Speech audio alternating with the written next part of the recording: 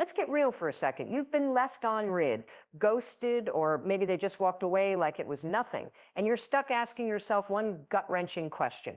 Did they even care at all? It's the kind of question that keeps you up at night, overanalyzing every text, every moment, every almost today. We're pulling back the curtain on what's really going on inside the mind of a dismissive avoidant when the relationship ends because the truth. It's not as simple or as cold as you might think. This is going to challenge what you thought you knew about emotional detachment, and maybe, just maybe, it'll give you the closure you've been waiting for. Let's dive in. When we talk about dismissive avoidant attachment, we're diving into a complex emotional pattern that shapes how some people relate to intimacy, trust, and closeness. This attachment style isn't just about being cold or uninterested. It's rooted in a deep, often unconscious way of protecting themselves from emotional pain. People with a dismissive avoidance style tend to value independence and self-sufficiency above all else. They often appear emotionally distant, detached, or even indifferent to others, but underneath that surface is a defensive mechanism crafted to keep their vulnerability tightly locked away. From early childhood experiences, usually involving caregivers who were unavailable, dismissive avoidants learned to suppress their emotional needs. When the people they depended on for comfort and security were inconsistent, neglectful, or dismissive themselves, these individuals developed a survival strategy: avoid getting too close to others. The logic was simple. If I don't rely on anyone, if I don't get emotionally involved, then I won't get hurt. It's a coping skill that worked in childhood, but as adults, it can create challenges in romantic relationships and friendships. People with this attachment style often have a strong need to maintain control over their emotional world. They tend to minimize or deny feelings that feel overwhelming or unsafe. When confronted with intimacy or vulnerability, their instinct is to pull away, emotionally or physically, rather than lean in and express what they're really feeling. It's not that they don't want connection, many do, but the fear of losing autonomy or being engulfed by emotions feels threatening. So they retreat into their comfort zone, often one that looks like emotional detachment or avoidance. This can make dismissive avoidance come across as aloof, uninterested, or even selfish. Because they're so skilled at hiding their inner emotional life, others may feel confused, rejected, or unimportant. Partners often misinterpret their need for space as a lack of care or love. But in reality, the dismissive avoidant is trying to protect themselves from the pain of being too close, too vulnerable, or too dependent on someone else. Their emotional distancing is less about you and more about their internal struggle with fear and insecurity. Another key element to understand is how dismissive avoidants view dependency. They often associate relying on others with weakness or loss of control. This mindset can make it incredibly hard for them to ask for help, admit they need support, or express emotional needs. Instead, they lean heavily into self-reliance, sometimes to an extreme degree. This can make their relationships feel one-sided because the other person ends up doing the emotional labor or feeling like they're chasing after someone who's always just out of reach. Dismissive avoidants also have a paradoxical relationship with intimacy.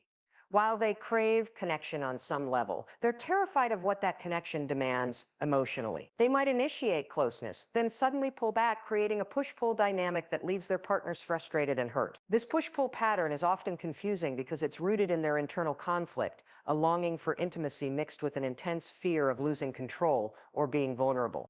It's important to realize that dismissive avoidants aren't simply broken or unfeeling. Their emotional distance is a protective armor forged through early experiences and sustained by the brain's wiring around safety and threat. They often don't realize how deeply their avoidance impacts their relationships, or how much care and affection they are capable of beneath the surface. But their way of showing love and attachment is often subtle, indirect, or disguised by sarcasm, teasing, or practical support rather than emotional warmth. Understanding this attachment style is the first step to breaking through the misunderstandings and frustrations that can arise when dating or loving a dismissive avoidant. It opens the door to empathy, recognizing that their emotional distance isn't about you personally, but about their internal programming to avoid pain and maintain control. It also helps in setting realistic expectations and boundaries, so you don't get caught in cycles of hurt or chasing after affection that's hard for them to give. Ultimately, the dismissive avoidant attachment style is about protection, a way of surviving emotional experiences that once felt unsafe. Recognizing this can shift the narrative from blame and confusion to compassion and understanding, giving both you and them space to heal and grow. One of the biggest misconceptions about dismissive avoidance is that their emotional detachment means they don't care. On the surface, their behavior often looks like coldness or indifference, and it's easy to conclude that they simply don't value the people in their lives. But emotional detachment and genuine care are not mutually exclusive, and understanding the difference is critical to seeing what's really going on beneath their guarded exterior. Emotional detachment is a protective shield. It's a way to create distance from feelings that feel overwhelming, unsafe, or threatening. For dismissive avoidance, this detachment isn't a choice made lightly or out of cruelty. It's a deeply ingrained coping mechanism developed to avoid pain.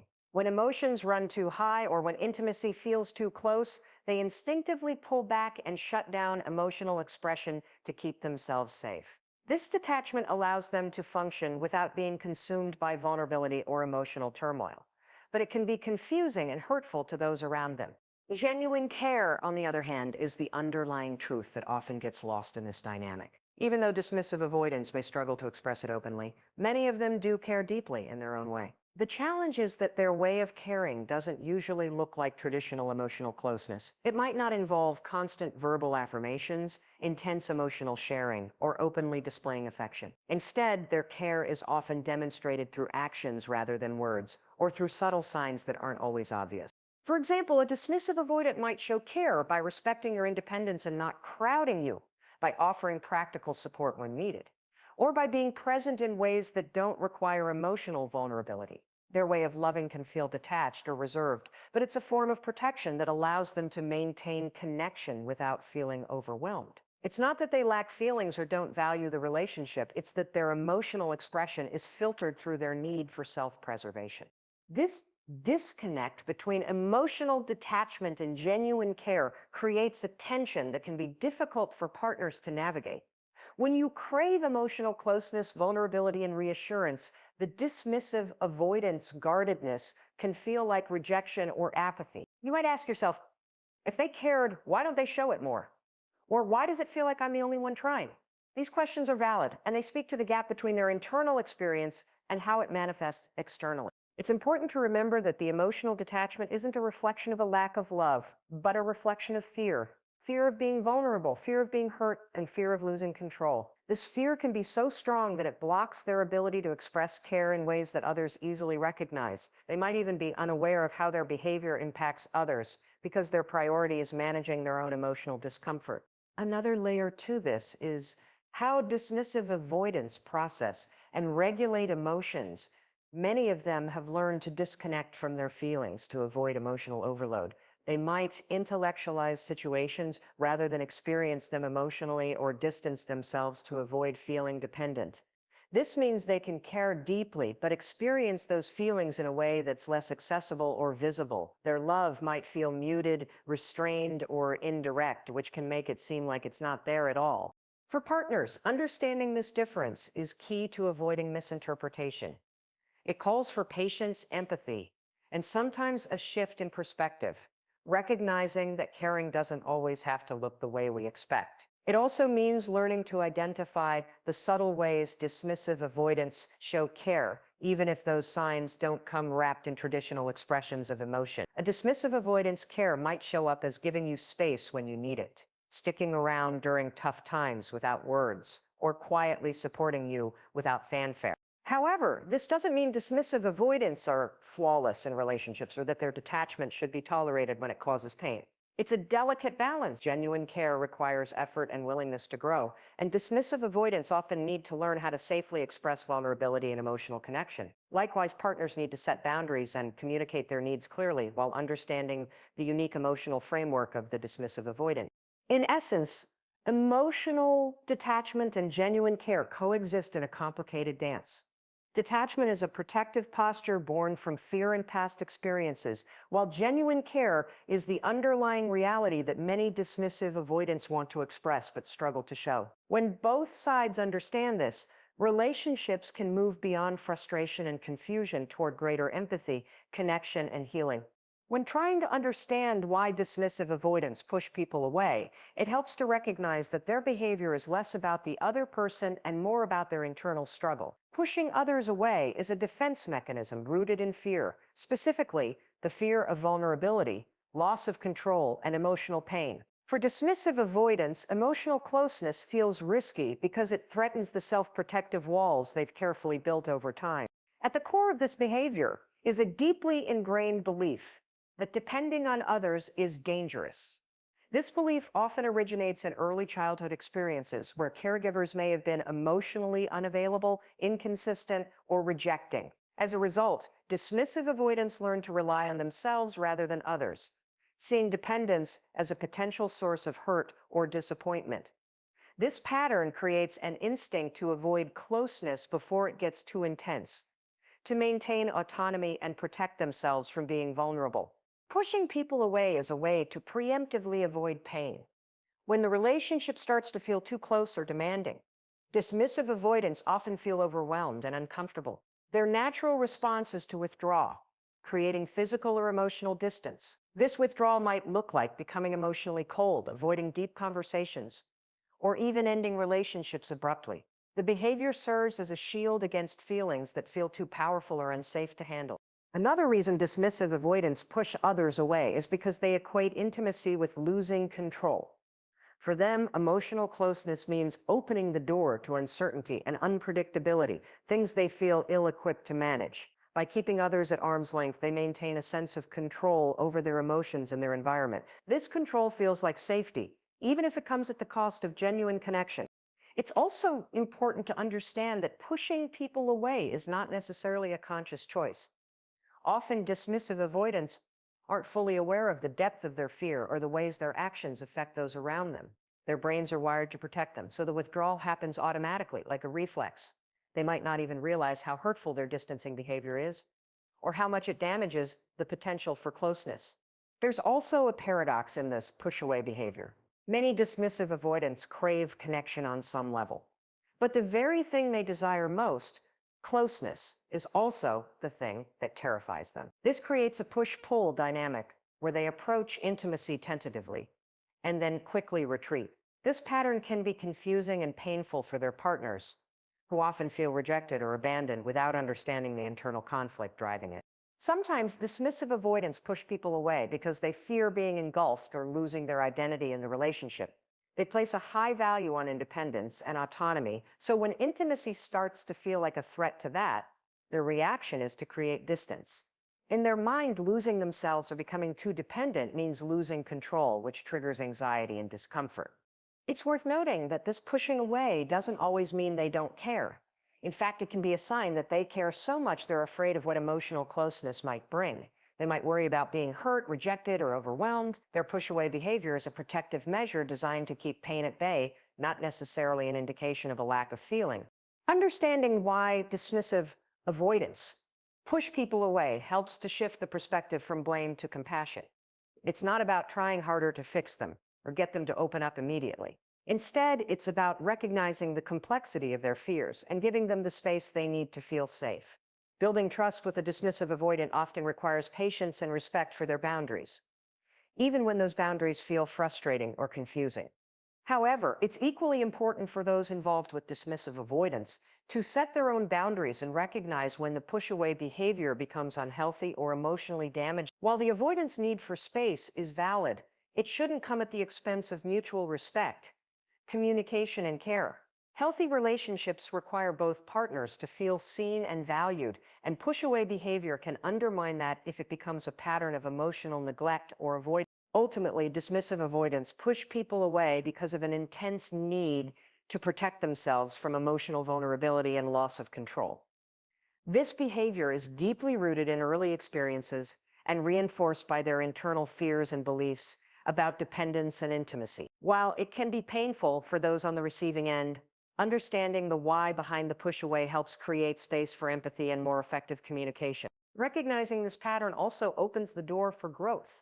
Dismissive avoidants can learn to tolerate vulnerability and express emotions more openly when they feel safe and supported. But that process takes time and requires both self-awareness on their part and patience from their partners. When both sides understand the reasons behind the pushing away, it becomes easier to navigate the relationship with compassion rather than frustration.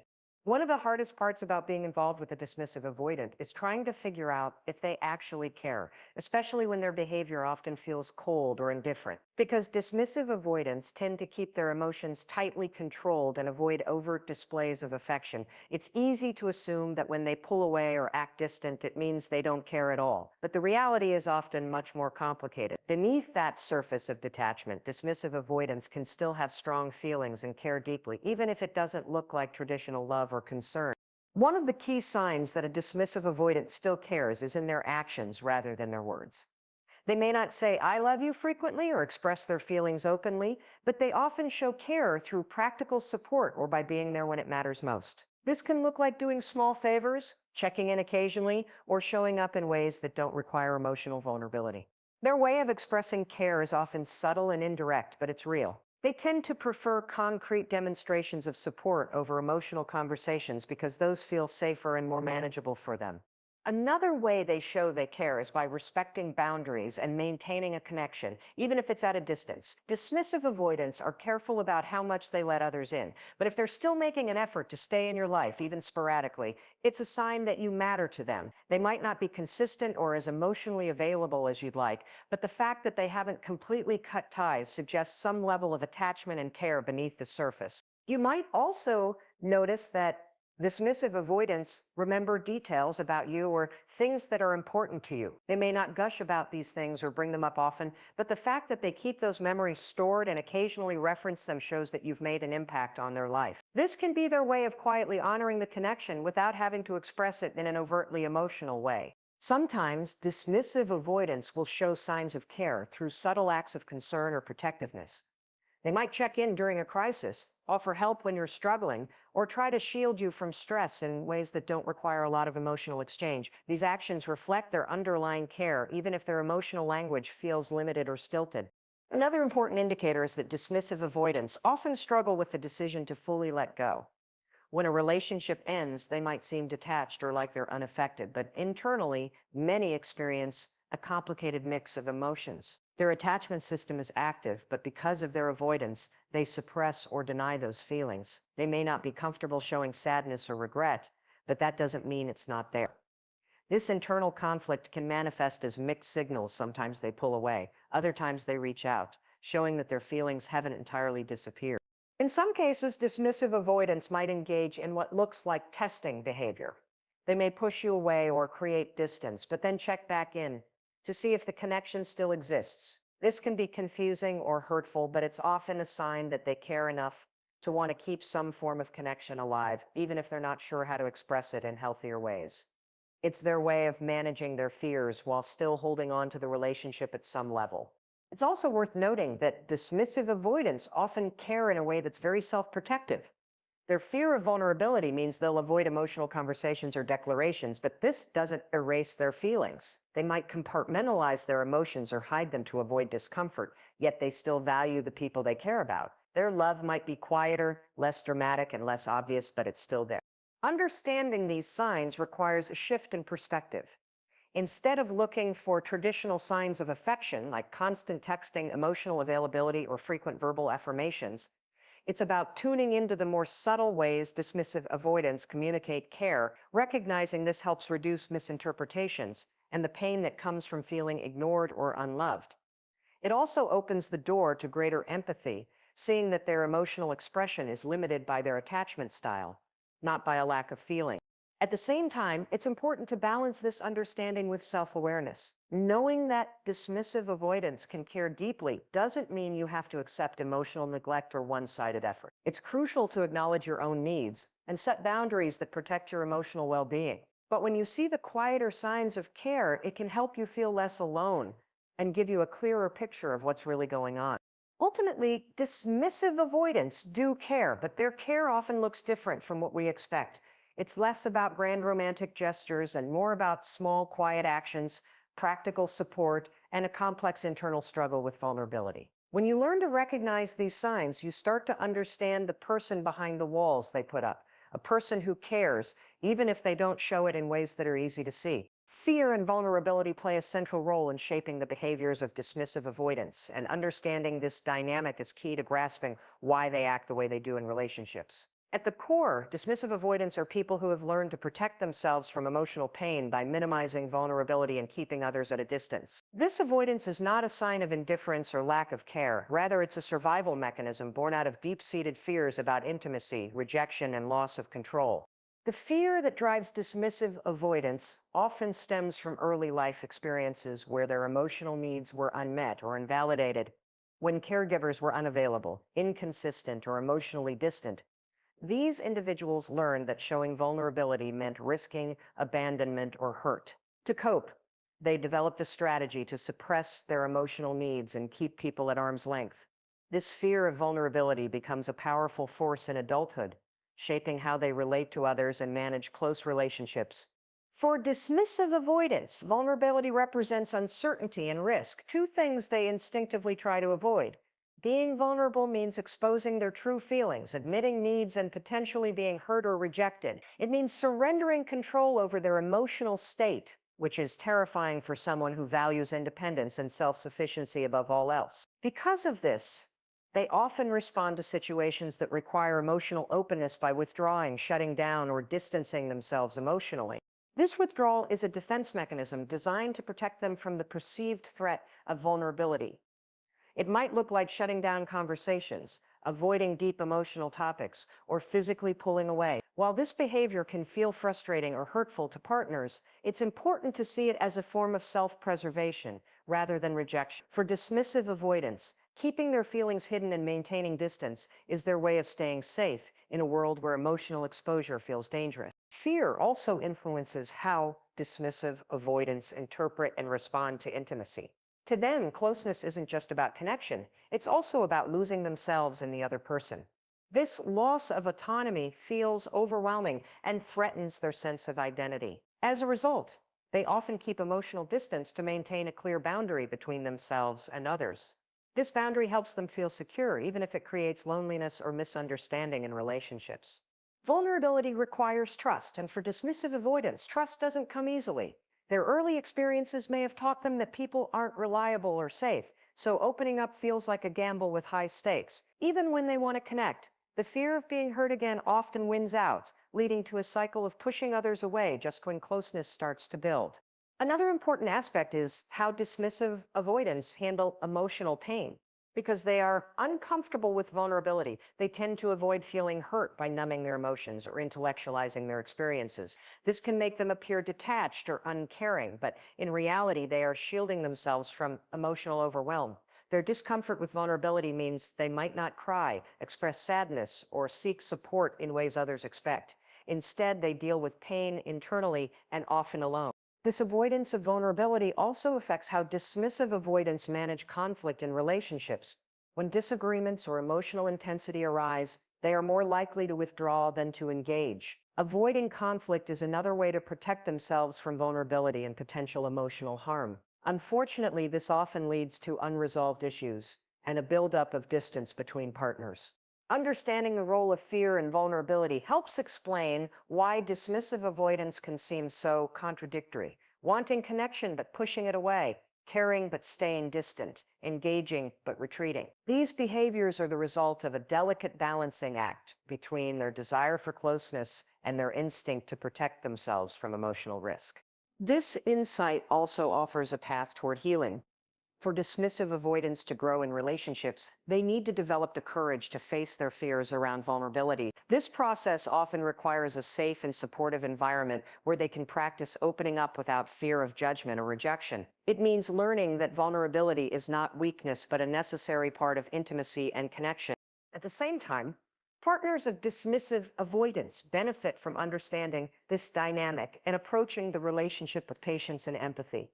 Recognizing that their withdrawal is driven by fear, not a lack of love, can help reduce feelings of rejection and frustration. Encouraging vulnerability gently and respecting boundaries without pressure creates space for dismissive avoidance to feel safe enough to let their guard down. In sum, fear and vulnerability are the invisible forces guiding the dismissive avoidance behavior. Their avoidance of emotional closeness is a strategy to keep those fears at bay, but it also limits their ability to experience deep connection. When these fears are acknowledged and addressed, dismissive avoidance can begin to embrace vulnerability as a strength, unlocking richer, more fulfilling relationships. When a relationship with a dismissive avoidant ends, the question often arises, can they truly move on, or do they continue to hold on internally? The answer is complex, because dismissive avoidants tend to process loss and emotional pain very differently from others. While their outward behavior may suggest detachment and moving forward quickly, their internal experience often tells a different story. Dismissive avoidants are known for their emotional self-reliance and a tendency to minimize or suppress feelings.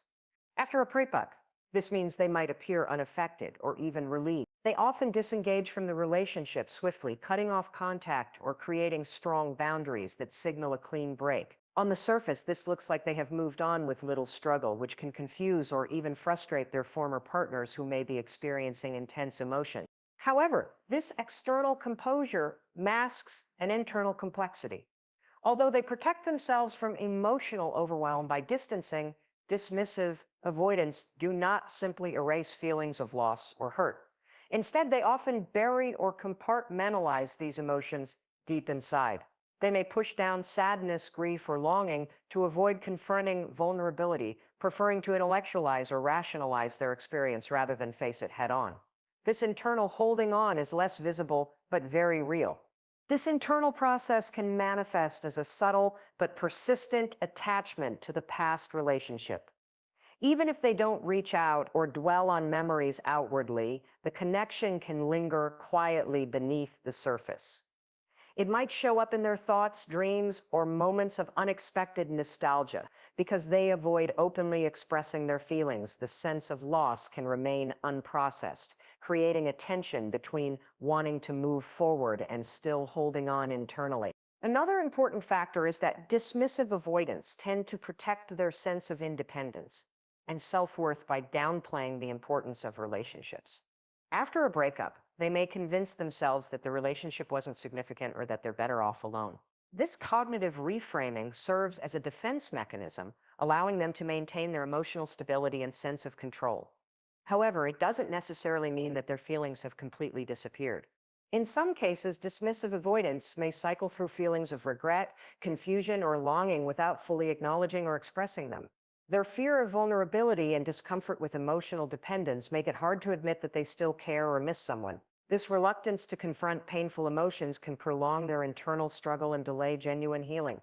Interestingly, the way dismissive avoidants handle moving on can also reflect their attachment style's core conflict, a desire for connection paired with a fear of intimacy. After a breakup, this conflict doesn't just vanish. It continues to shape how they relate to themselves and future relationships. They might avoid jumping into new connections too quickly, wary of repeating past vulnerabilities, or alternatively, they might detach so completely that they miss opportunities for meaningful closeness.